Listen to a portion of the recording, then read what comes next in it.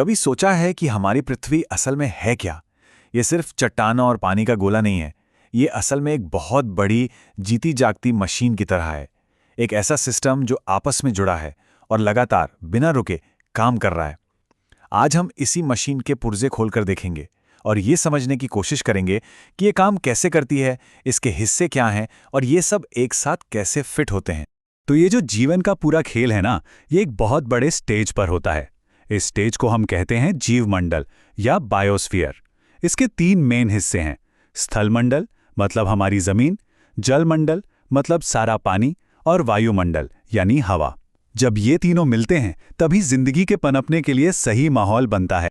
तो इस कमाल की मशीन को समझने के लिए हम अपनी बात को 5 हिस्सों में देखेंगे। सबसे पहले समझेंगे कि इकोसिस्टम है क्या, फिर उसके मेन किरदारों से मिलेंगे, उसके बाद एनर्जी के फ्लो को ट्रैक करेंगे, देखेंगे कि नेचर कैसे चीजों को रिसाइकल करती है और आखिर में जानेंगे कि ये सिस्टम हमेशा बदलता कैसे रहता है। तो चलिए शुरू करते हैं। तो सबसे पहले ये सवाल उठता है कि ये इकोसिस्टम यानी पारिस्थितिक तंत्र आखिर है क्या? चलिए इसकी बुनियाद को समझते हैं। देखिए, बहुत आसान भाषा में कहें तो इकोसिस्टम एक ऐसा एरिया है जहां सारी जिंदा चीजें जैसे पेड़ पौधे, जानवर अपने आसपास के बेजान माहौल जैसे पानी, मिट्टी, धूप के साथ इंटरैक्ट करती हैं। तो मुद्दा सिर्फ जिंदा चीजों का नहीं, बल्कि उनके और उनके आसपास के माहौल के बीच के गहरे रिश्ते का है। यही रिश्ता इकोसिस्टम बनाता है। अच्छा, अब जब ये समझ आ गया है कि इकोसिस्टम क्या है, तो चलिए अब मिलते हैं इसके लिविंग प्लेयर्स से, मतलब उन किरदारों से जो इस कहानी में जान डालते हैं। कहानी के हीरो हैं हमारे प्रोड्यूसर्स यानी उत्पादक। इन्हें इकोसिस्टम का पावर हाउस भी कह सकते हैं। ये पौधे और शैवाल जैसे जीव होते हैं जो सूरज की रोशनी से फोटोसिंथेसिस के जरिए अपना खाना खुद बनाते हैं। असल में यही पूरी फूड चेन की बुनियाद रखते हैं। सोचिए, इनके बिना तो खेल शुरू ही नहीं हो सकता। फिर आते हैं कंज्यूमर्स यानी उपभोक्ता। ये वो हैं जो अपना खाना खुद नहीं बना सकते, तो ये एनर्जी के लिए दूसरे जीवों को खाते हैं। इनमें वो शाकाहारी हैं जो पौधे खाते हैं, वो मांसाहारी हैं जो दूसरे जानवरों को खाते हैं, और सर्वाहारी भी जो पौधे और जानवर दोनों खाते हैं। ये असल में एनर्जी को सिस्टम में आगे बढ़ाते हैं। और आखिर में आते हैं हमारे अनसंग हीरोज, डीकंपोजर्स यानी अपघटक।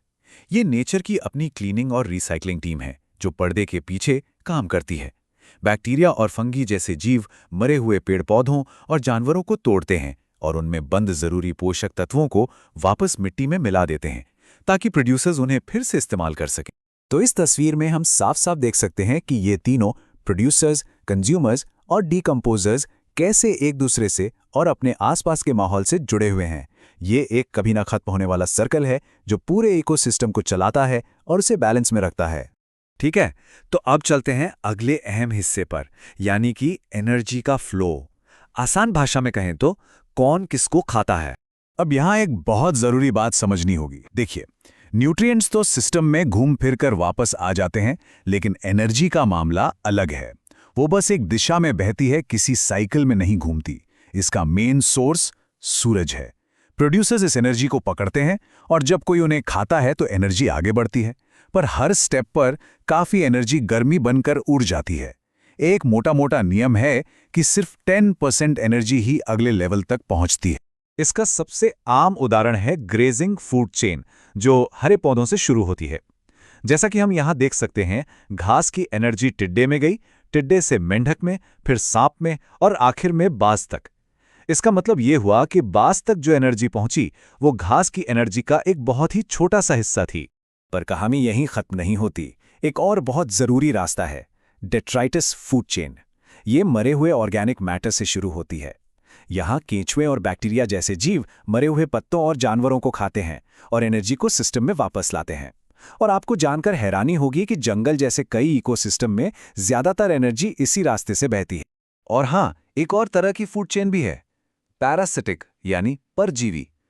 ये थोड़ी उल्टी गंगा बहने जैसी लगती है, क्योंकि इसमें एनर्जी बड़े जीवों से छोटे जीवों की तरफ जाती है। जैसे एक बड़े जानवर से उसके ऊपर रहने वाले परजीवियों जैसे जू वगैरह में। ये भी इकोसिस्टम में एनर्जी फ्लो का एक तरीका है। तो एनर्जी तो एक तरफ बह गई, लेकिन उन चीजों का क्या जो जिंदगी के लिए जरूरी है, जैसे पानी, कार्बन, वो रिसाइकल होते हैं। इसे नेचर का रिसाइकलिंग प्रोग्राम कह सकते हैं। इसका साइंटिफिक नाम है बायो जियोकेमिकल साइकिल। नाम थोड़ा मुश्किल है पर मतलब सीधा है। कैसे जिंदगी, बायो के लिए जरूरी तत्व जमीन, जियो और हवा के बीच केमिकल प्रोसेस के जरिए घूमते रहते हैं साइकिल। तो चलिए सबसे पहले बात करते हैं उस साइकिल की जिसे हम सब बचपन से जानते हैं, वाटर साइकिल।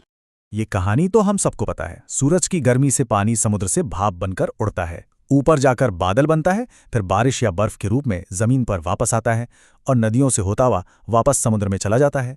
ये लगातार चलने वाला एक पहिया है जो पूरी धरती पर पानी पहुंचाता है। अगला नंबर है कार्बन का, जो सच में जिंदगी का बिल्डिंग ब्लॉक है। हर जिंदा चीज कार्बन से बनी है। कार्बन भी लगातार हमारे चारों तरफ घूमता रहता है, हवा, पानी, जमीन और जिंदा चीजों के बीच। पौधे हवा से कार्बन डाइऑक्साइड लेते हैं, जानवर उन्हें खाकर कार्बन लेते हैं, और जब हम सांस छोड़ते हैं या कोई जीव मरता है तो कार्बन वापस माहौल में चला जाता है। और आखिर में एक थोड़ा कॉम्प्लेक्स लेकिन बहुत ही जरूरी साइकिल, नाइट्रोजन साइकिल।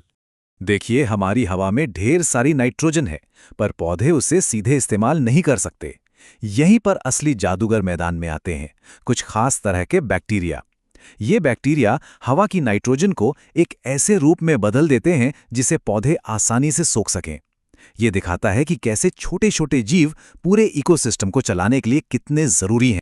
अच्छा, तो हमने सारे पुर्जे देख लिए, अब थोड़ा जूम आउट करके बड़ी पिक्चर देखते हैं, और वो ये है कि इकोसिस्टम कभी भी एक जैसे नहीं रहते। वो हमेशा बदलते रहते हैं, हमेशा हरकत में रहते हैं। इस बदलाव की कहानी को कहते हैं इकोलॉजिकल सक्सेशन। ये दिखाता है कि कैसे एक खाली बंजर जमीन पर धीरे धीरे जिंदगी बसती है। मान लीजिए एक नंगी चट्टान है, पहले उस पर काई जैसी चीजें आती हैं जो चट्टान को तोड़कर थोड़ी मिट्टी बनाती हैं। फिर घास और छोटी झाड़ियां उगती हैं, और फिर सैकड़ों हजारों साल बाद वहां एक घना स्टेबल जंगल खड़ा हो जाता है जिसे क्लाइमैक्स कम्युनिटी कहते हैं। तो ये सारी बातें हम एक बहुत बड़े सवाल पर लाकर खड़ा कर देती हैं। अगर इकोसिस्टम का स्वभाव ही बदलना और नए हालात के हिसाब से ढलना है, तो इस पूरी कहानी में हम इंसान कहाँ फिट होते हैं? कुदरत के इस लगातार बदलते खेल में हमारी भूमिका क्या है? ये एक ऐसा सवाल है जिस पर हम सबको सोचने की जरूरत है।